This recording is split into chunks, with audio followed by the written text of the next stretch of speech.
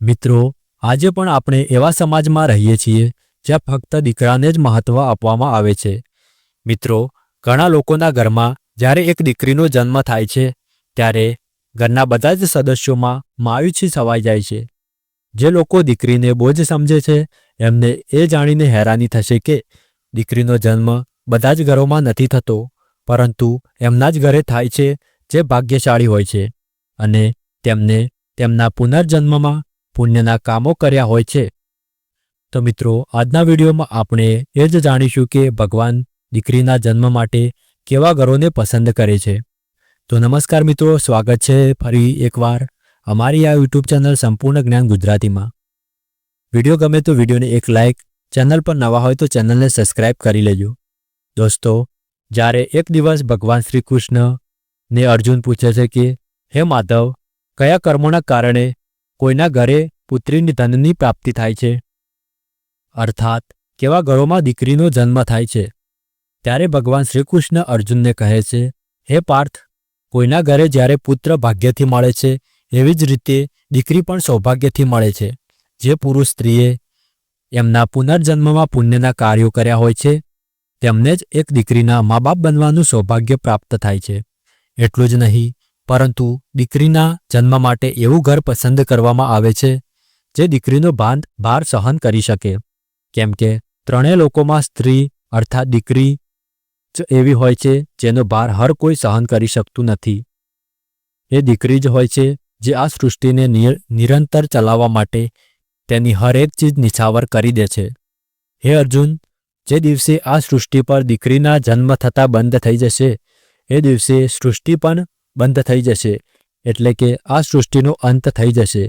મિત્રો, ભગવાન શ્રી કૃષ્ણએ કહેલી આ બધી જ વાતો સત્ય છે, કેમ કે આ સૃષ્ટિ પર જો દીકરી ના હોત તો કોઈનો પણ વંશ વેલો આગળ વધી ન શકોત. તમે પણ કેટલાય લોકોથી સાંભળ્યું હશે કે જે ઘરમાં દીકરીનો જન્મ થાય છે એ ઘર સ્વર્ગ સમાન હોય છે, કેમ કે દીકરો તો એક જ કુળને રોશન કરે છે, પરંતુ દીકરી તો બે કુળને રોશન કરે છે.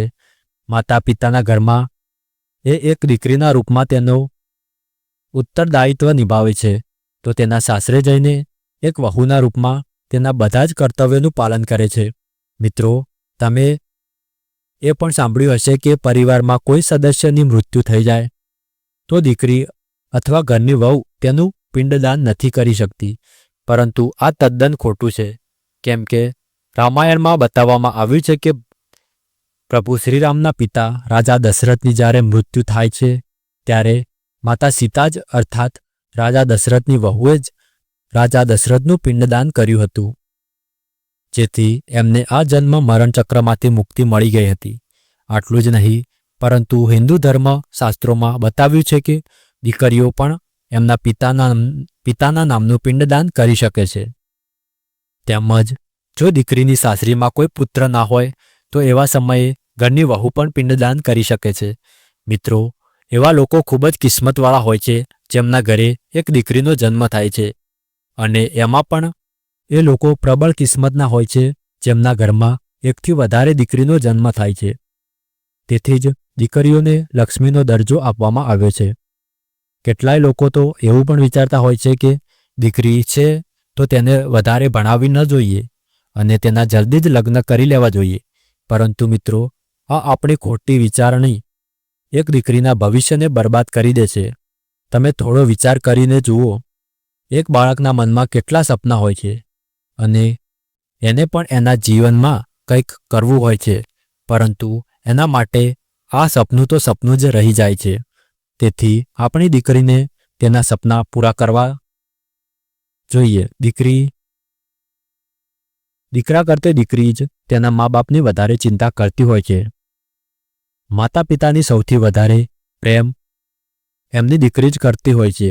દીકરાના જન્મ ઉપર ખુશીઓ મનાવો છો એવી જ રીતે દીકરીના જન્મ ઉપર ખુશીઓ અને જશ્ન મનાવવો જોઈએ.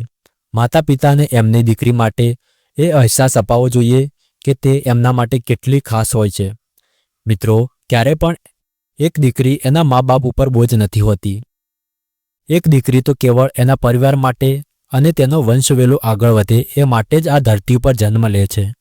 મિત્રો, એક દિવસ બે મિત્રો ઘણા વર્ષો પછી મળે છે.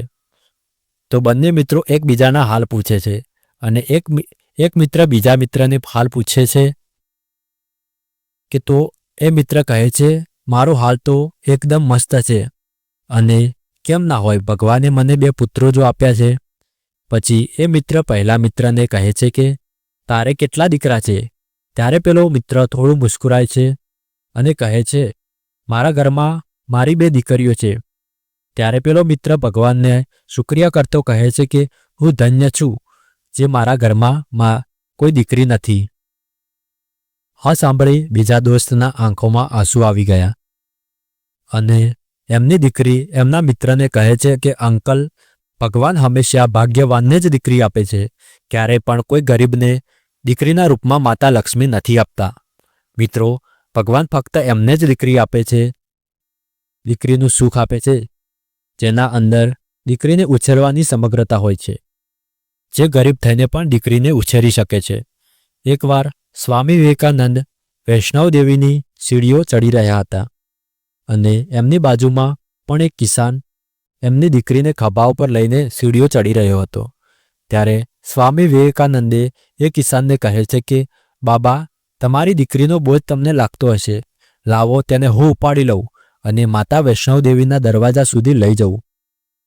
ત્યારે એ કિસાન સ્વામી વિવેકાનંદને કહે છે કે બાબા, દીકરી ક્યારેય પણ એના મા બાપ ઉપર ખભા ઉપર બોજ નથી હોતી. દીકરી જો બાપના ખભા પર હોય તો તેનો બધો જ બોજ હળવો થઈ જાય છે. મિત્રો, દીકરીઓ ક્યારેય પણ ધનની ભૂખી નથી હોતી. એ ફક્ત ને ફક્ત માન અને સન્માનની ભૂખી હોય છે. તમે પણ વિચારી રહ્યા છો કે કયા કર્મો કર્યા પછી આપણે ઘરમાં એક દીકરીના જન્મ થાય છે.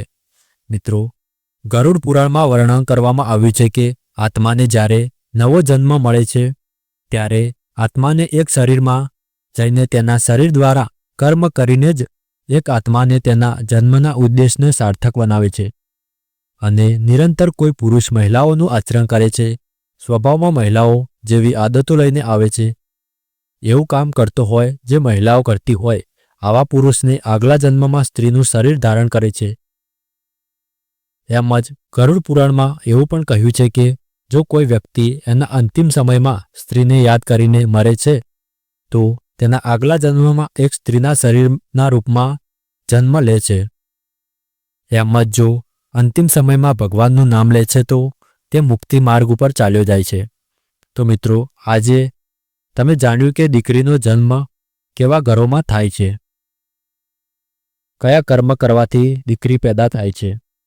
અંતે એટલું જ કહીશ કે દીકરી ક્યારેય બોજ નથી હોતી અને એ કેવળ ભાગ્યશાળી લોકોના જ ઘરેથી જ જન્મ લે છે. તો મિત્રો, આજના વિડીયોમાં આટલું જ.